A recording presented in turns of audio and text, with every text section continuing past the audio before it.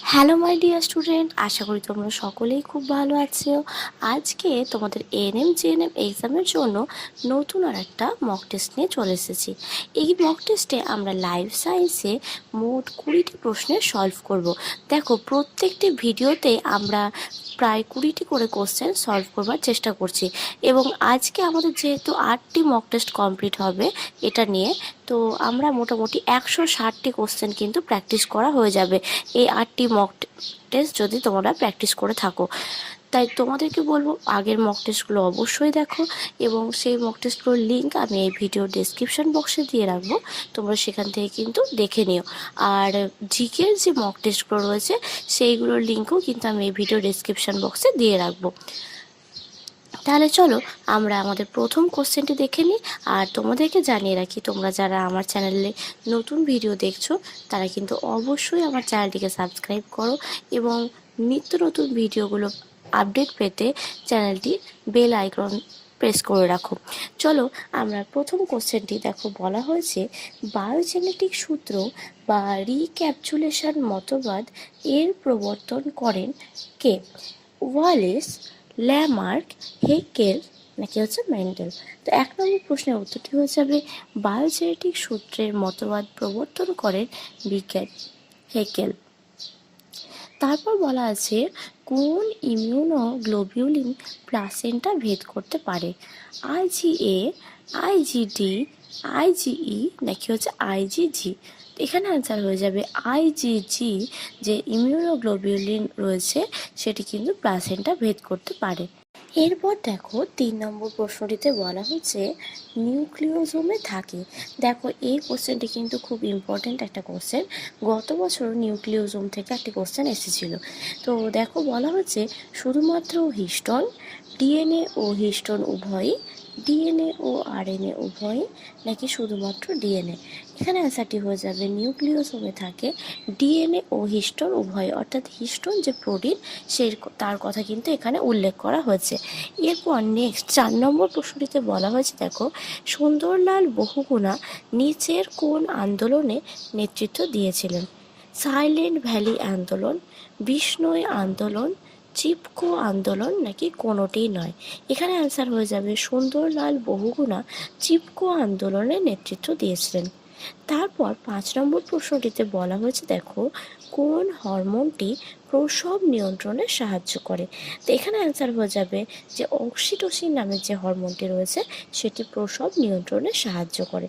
তারপর 6 নম্বর প্রশ্নটিতে বলা হয়েছে মৌখিক গর্ভনিরোধক বড়িতে থাকে, অর্থাৎ কি যে মানে প্রেগনেন্সিটাকে রোধ করবার জন্য কি করা হয়, বিভিন্ন ধরনের যে পিল ব্যবহার করা হয়, তো সেই পিলে যে হরমোনের উপস্থিতি লক্ষ্য করা যায়। তো সেখানে কোন হরমোন থাকে সেটা জানতে চাওয়া হয়েছে। শুধুমাত্র প্রোজেস্টেরন, শুধুমাত্র ইস্ট্রোজেন, প্রোজেস্টেরন ইস্ট্রোজেনের সমন্বয় নাকি শুধুমাত্র প্রোজেস্টেরন অথবা প্রোজেস্টেরন ইস্ট্রোজেনের সমন্বয়? তো এখানে 6 নম্বর প্রশ্নের উত্তরটি হয়ে যাবে ডি, অর্থাৎ স্বল্প মাত্রায় প্রোজেস্টেরন হরমোন বা প্রোজেস্টেরন এবং ইস্ট্রোজেনের সমন্বয় থাকে। তারপর 7 নম্বর প্রশ্নটিতে দেখো, বলা হয়েছে একটি উদ্ভিদ কোষ বা এক্স প্ল্যান্ট থেকে সমগ্র উদ্ভিদ সৃষ্টির ক্ষমতাকে কি বলা হয়? তোমরা অনেকেই এক্স প্ল্যান্ট জিনিসটা হয়তো নাও জানতে পারো। তোমাদের ক্লাস 10-এ যেখানটাতে কোষের যে চ্যাপ্টারটি রয়েছে, যেমন শাখা কলম, জোড় কলম, সেখানে দেখবে এক্স প্ল্যান্ট সম্পর্কে দেওয়া রয়েছে। তো এখানটাতে অ্যান্সারটি হয়ে যাবে যে একটি উদ্ভিদ কোষ বা এক্স প্ল্যান্ট থেকে সমগ্র উদ্ভিদ সৃষ্টি হওয়ার ক্ষমতাকে বলা হয় টোটি পোটেন্সি। টোটি মানে হচ্ছে টোটাল, আর পোটেন্সি মানে হচ্ছে ক্ষমতা, অর্থাৎ কি যে একটি সম্পূর্ণ যে উদ্ভিদ সৃষ্টি সেখান থেকে হতে পারে। তারপর 8 নম্বর প্রশ্নটিতে বলা হয়েছে যে শিকার ও পরজীবিতার ক্ষেত্রে যে ধরনের আন্তঃক্রিয়া দেখা যায় তার প্রকৃতি হলো plus plus, minus minus, plus শূন্য নাকি প্লাস মাইনাস? তোমরা জানো শিকার করলে, ধরে নেওয়া যাক যে একটি বাঘ একটি ছাগলকে শিকার করলো, তাহলে সেক্ষেত্রে বাঘ উপকারী হলো, অর্থাৎ কি যে বাঘে তার পেট ভর্তি হলো এবং সে লাভজনক হলো, অর্থাৎ তার ক্ষেত্রে হচ্ছে পজিটিভ সাইন। কিন্তু ছাগল ক্ষতিগ্রস্ত হলো, তাহলে তার ক্ষেত্রে হচ্ছে মাইনাস সাইন। তাহলে এখানে অ্যান্সারটি হয়ে যাবে প্লাস মাইনাস। এবং পরজীবিতার ক্ষেত্রেও তাই। যদি ধরে নিই আমরা উকুন কি করে আমাদের মাথায়, মানুষের মাথায় বাসা বাঁধে। এবার কি হয়, উকুন কি করে মানুষের মাথা থেকে কি করছে, রক্ত শোষণ করে খেয়ে বেঁচে থাকছে। তার ফলে আমাদের ক্ষতি হলেও উকুনের কিন্তু লাভ হচ্ছে। তাই উকুনের দিক থেকে হচ্ছে পজিটিভ সাইড, এবং আমাদের যে রয়েছে সেটা হচ্ছে কি নেগেটিভ সাইন। তো এখানে সেই জন্য অ্যান্সারটি হয়ে যাবে প্লাস মাইনাস। এরপর দেখো 9 নম্বর প্রশ্নটিতে বলা হয়েছে ভাজক কলার কোষে কোন দশাটি দেখা যায় না। অর্থাৎ কি, যেহেতু ভাজক কলা অর্থাৎ এটি কিন্তু সর্বদা বিভাজিত হতে থাকে, এবং সেক্ষেত্রে দেখা যায় যে G0 বলে যে দশাটি রয়েছে, তো সেই দশাটি কিন্তু এই ভাজক কলায় দেখতে পাওয়া যায় না। তারপর 10 নম্বর প্রশ্নটিতে দেখো বলা হচ্ছে যে ক্রোমোজোমে সেন্ট্রোমিয়ার শেষ প্রান্তের নিকটে থাকে। অর্থাৎ সেন্ট্রোমিয়ারটি কি থাকে, সেন্ট্রোমিয়ারের অবস্থান অনুসারে কিন্তু ক্রোমোজোমের বিভিন্ন নাম রয়েছে। তো এখানটাতে এই অ্যান্সারটি হয়ে যাবে 10 নম্বরে, যে এই ধরনের যে শেষ প্রান্তে যখন সেন্ট্রোমিয়ার থাকে তখন সেটাকে বলা হয় অ্যাক্রোসেন্ট্রিক ক্রোমোজোম। তাহলে আমরা এখানে মোট 10টা প্রশ্ন সলভ করলাম। এরপর আমরা চলো দেখে নিই 11 নম্বর প্রশ্নে কি বলা হয়েছে। বলা হয়েছে দেখো কিছু হরমোনের নাম দেওয়া হয়েছে। বলেছে এদের মধ্যে কোনটি ইনডোর বর্গীয় ফাইটো হরমোন। ফাইটো মানে হচ্ছে উদ্ভিদ হরমোনের কথা এখানে উল্লেখ করা হয়েছে। অপশানে দেওয়া হয়েছে অক্সিন, জিবেরেলিন, সাইটোকাইনিন নাকি ইথিলিন। তো এদের মধ্যে ইনডোর বর্গীয় যে ফাইটো হরমোন সেটি হচ্ছে কি অক্সিন। তারপরে নেক্সট 12 নম্বর প্রশ্নটিতে বলা হয়েছে পরিপক্ক বীজ অঙ্কুরিত চারা গাছের মধ্যে কোন হরমোনটি পাওয়া যায়। অক্সিন, জিবেরেলিন, সাইটোকাইনিন নাকি ফ্লোরিজেন। তো পরিপক্ক বীজ অঙ্কুরিত চারা গাছের মধ্যে যে হরমোনটি পাওয়া যায় তা হচ্ছে জিবেরেলিন। নেক্সট আমাদের 13 নম্বর প্রশ্নটিতে দেখো বলা হচ্ছে মূলের উৎপত্তিতে সাহায্য করে কোন হরমোন। যেমন তোমরা জেনেছো ফল পাকাতে সাহায্য করে ইথিলিন। তাছাড়াও এখানে অপশানে আরও 3টে নাম রয়েছে, রাইজোক্যালিন, ভার্নালিন, কোক্যালিন।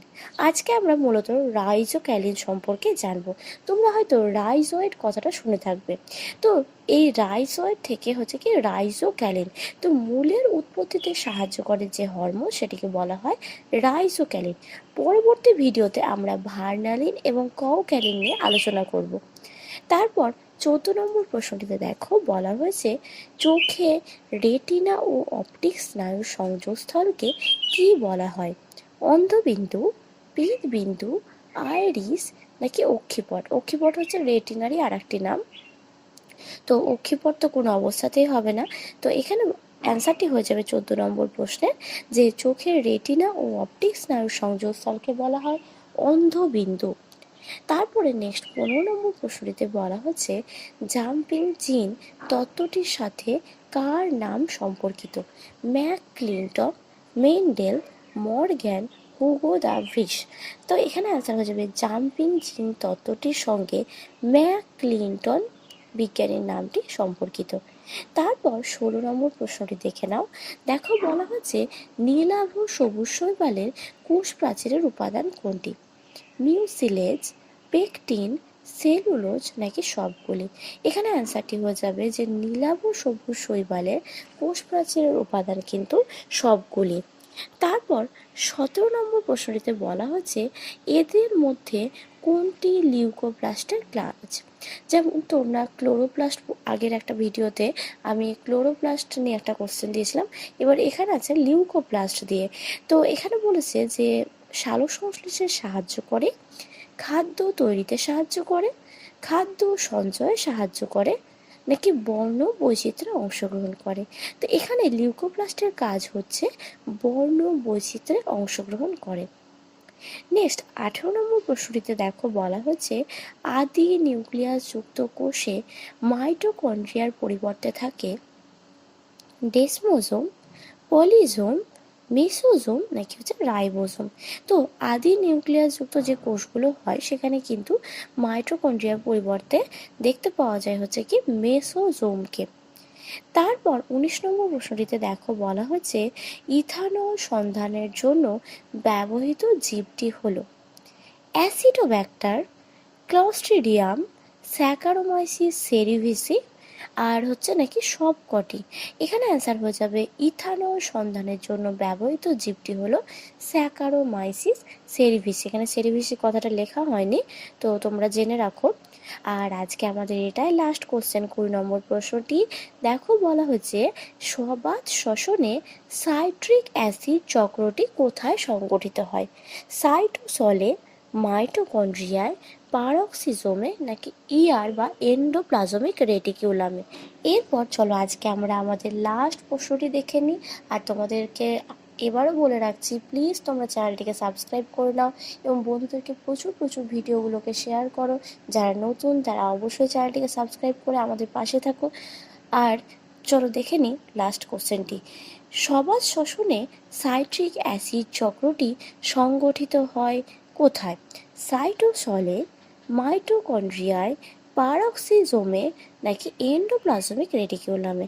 তো 20 নম্বর প্রশ্নের উত্তরটি হয়ে যাবে সবাত শ্বসনে সাইট্রিক অ্যাসিড চক্রটি সংগঠিত হয় মাইটোকন্ড্রিয়ায়। তাহলে এখানে আমরা মোট এই ভিডিওর মাধ্যমে 20টি প্রশ্নের উত্তর কিন্তু সলভ করলাম। এইভাবেই কিন্তু প্রত্যেকটা মক টেস্ট চলতে থাকবে। আমি চাইবো যে তোমরা যেন এই মক টেস্টগুলো সম্পূর্ণ দেখো। আশা করছি এই মক টেস্টগুলো নিয়মিত প্র্যাকটিস করতে থাকলে তোমাদের কোশ্চেন প্র্যাকটিস করা নিয়ে কোনো সমস্যা হবে না। Thank you. আজকের ভিডিওটি এতদূর পর্যন্ত।